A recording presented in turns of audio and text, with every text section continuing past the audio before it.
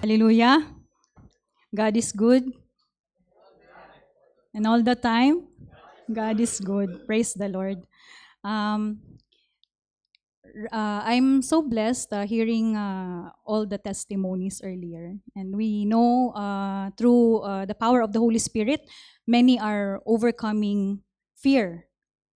Even if there's many things that are happening, things are uncertain, um, a lot of fear, or this world is tempting us to fear, but through the power of the Holy Spirit, we're able to overcome. Amen. But we know also that this time, the Lord has exposed many hearts, that many are paralyzed in fear. So in these times where corruption and unrighteousness is rampant, war and rumors of war are happening, how do we really respond with this fear? Do we allow fear to paralyze us or to trust in our God who is the Elohim, the God the Almighty? Amen. So before we proceed, let's just pray. Um, Hallelujah, Heavenly Father. We thank you for this privilege, O Lord God, to share your word. Lord, I pray, O Father, that you will cleanse me, Lord God, to be a vessel of your word. Lord, I humble myself before you, O Lord God. And Father, I pray that through this word, your Holy Spirit, O Lord God, the Holy Spirit will speak to each and everyone's heart and will truly help us, O Father God, in dealing the fear that this world is trying to offer us. Lord, we thank you and we praise you, O Lord God, in Jesus' name. Amen. Amen. So next, let's read the scripture focus for today. Let's read all together. Fear not, for I am with you. Be not dismayed, for I am your God. I will strengthen you. Yes, I will help you. I will uphold you with my righteous right hand. Amen. Napakaganda ng promise ng Panginoon, right? He did not say, fear not if, fear not when. He said, fear not. Fear not, for I am with you. This is the truth that we have to hold on to every day. It says that in the Bible, fear not. This commandment is mentioned 365. So, one, fear not for each day. So every day we should not fear. So, but let's learn what is really fear.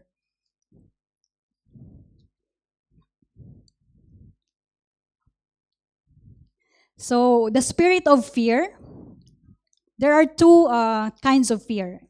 The first one is spirit of fear, and the second one is normal fear.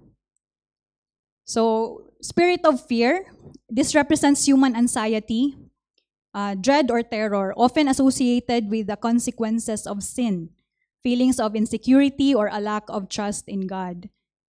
In 2 Timothy 1:7, it says, "For God has not given us a spirit of fear, but of power and of love and of a sound mind." Amen. So it is called spirit. So when I was meditating again on this word, I asked, why is it spirit? I thought fear is a normal thing for us being a human. So it's said it's called a spirit of fear rather than just natural emotion, because in the biblical context, it refers to an oppressive, controlling force that goes beyond normal human nervousness. A force that contradicts the peace and confidence offered by the Holy Spirit. So while fear is a normal human emotion designed to protect us from danger, a spirit of fear is seen as malicious, spiritual influence that twists that protective emotion into a destructive one. So, yung normal fear, sabi, is temporary, situational, and protective. So this is normal for us. Like, it should be temporary only. So examples are, if you are afraid of barking dogs, or a fast-moving car. Ngayon may nadagdag na sa listahan, di ba? Missile and sounds of explosion. Minsan sirens, mapapatayo ka talaga minsan. But it says we should not dwell on this fear. The normal fear is just temporary. But with the spirit of fear, this is persistent, irrational, parang hindi mo maintindihan bakit pati sa sarili mo takot na takot ka, and tormenting. It creates anxiety about things that haven't happened or may have never happened, and paralyzes a person from taking action of fulfilling their potential. So, why is it called a spirit? So, in the context of spiritual warfare, the spirit of fear is described as a force that seeks to influence your decisions, peace, and identity. So, there are three symptoms if you have this spirit of, there are three things that the spirit of fear does to us. So, it acts as a deceiver. It convinces us that God is not with us, that we are not safe, that we are not enough. So it attacks our identity as children of God. And the second one is it causes bondage. It is described as a spirit of slavery that makes a person a slave to their worries rather than a child of God living in freedom. So that's why we can meet some people. Minsan bagsak pa lang ng pintuan, gulat na and natuturete na, because there is a spirit of fear. And it is not, the third one is it is not from God. So the word says, God did not give us a spirit of fear, but of power, love, and sound mind. Amen. So because the Bible explicitly says that God did not give it, it is classified as an unwelcome spiritual attack that must be resisted rather than a natural part of human life to be managed. So characteristics of a spirit of fear: paralysis, torment, and self-preservation. So self-preservation, okay lang naman na, syempre mag-iingat tayo, di ba? But self-preservation, when you have a spirit of fear, it forces us to protect ourselves at all costs, often at the expense of faith, love, and obedience to God. So we can witness this if, for example, may nag-argue about sa gospel like that. But some people, because they prefer not to, not to be engaged in sa gulo, so they just prefer not to speak. Or if a person is placed into an environment with other believers and hindi siya nagsasalita kasi she or he doesn't want rejection. So, but if there's a spirit of fear, there is also a positive fear. So the positive fear is fear of the Lord. So fear of the Lord is a profound, holy reverence for believers. It is not necessarily about being afraid in the sense of being terrified. Rather, it's an acknowledgement of God's majesty, holiness, and authority. So how do we have this fear of God?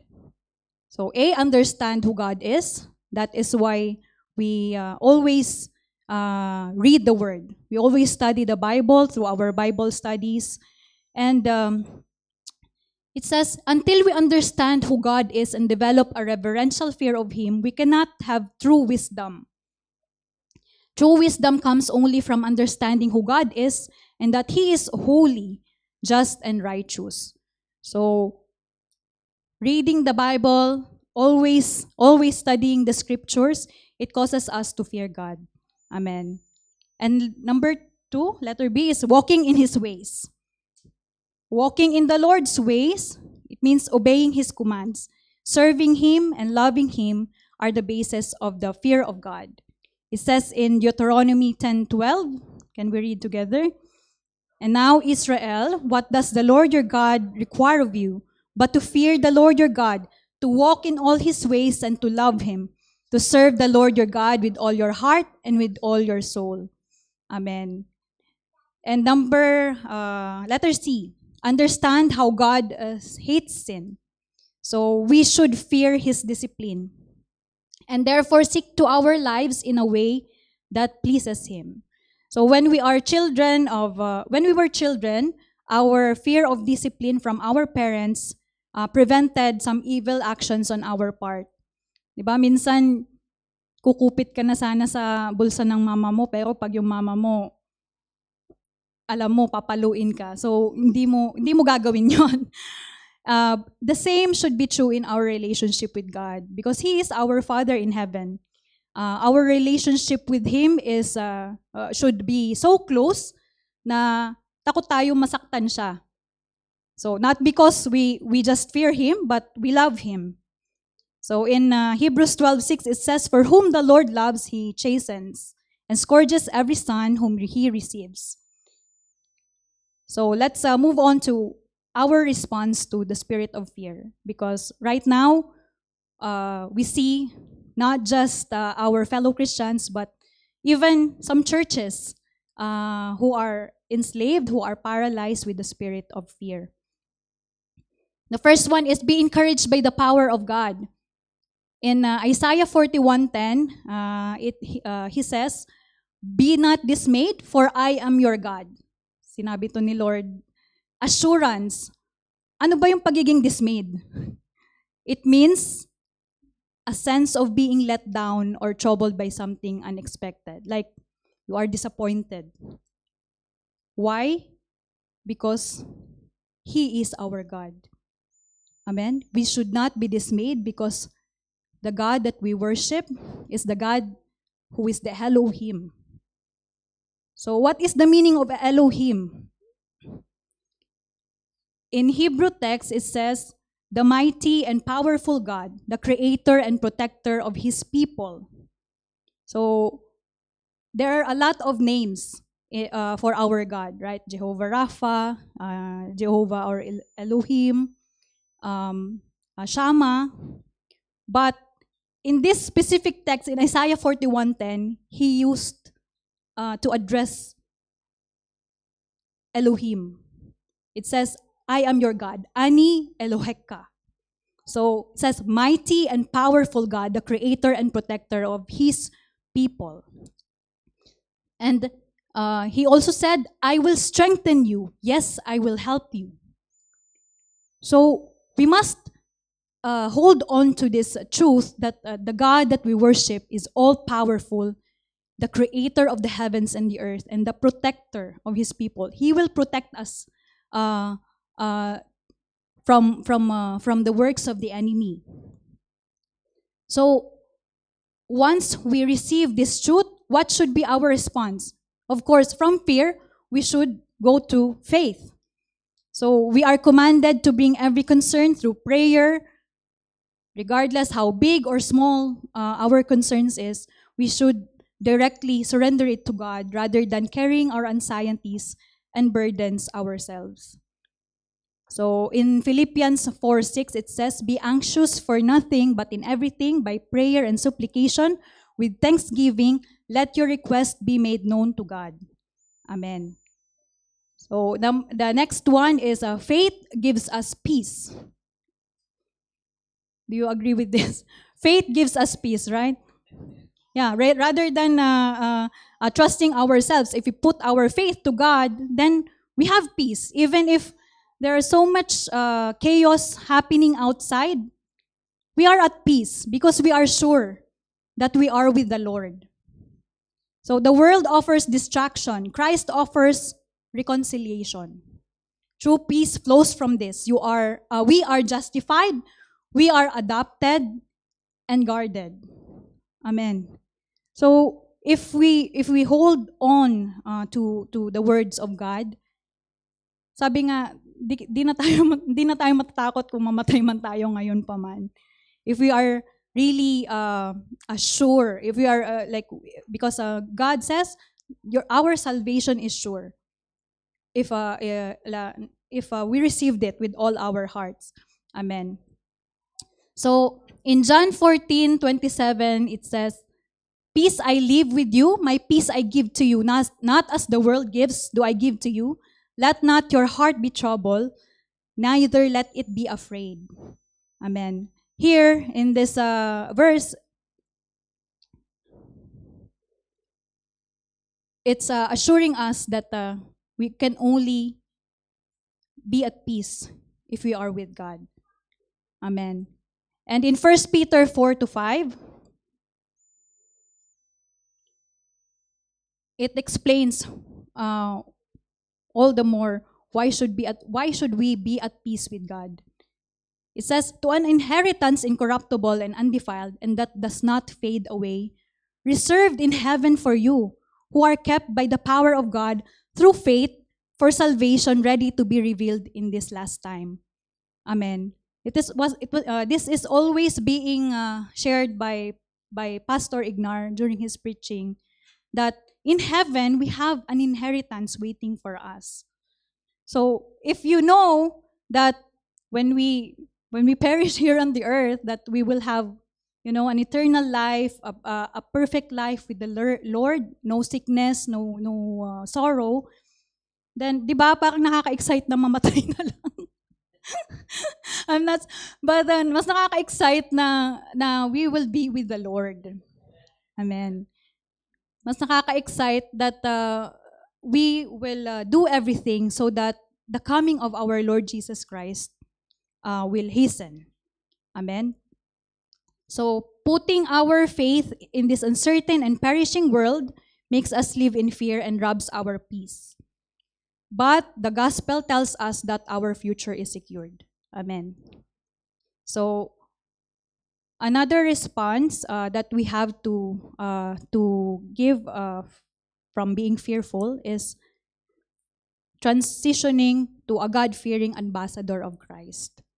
Amen. So we will not only hold on to our faith that God is with us, but we will be His representatives in this last time. Just as how Pastor Regina also shared last Friday, that we have to radiate God's heart for the lost. So to be an ambassador of Christ is being Christ's representative in a world where He is spiritually present but not physically visible.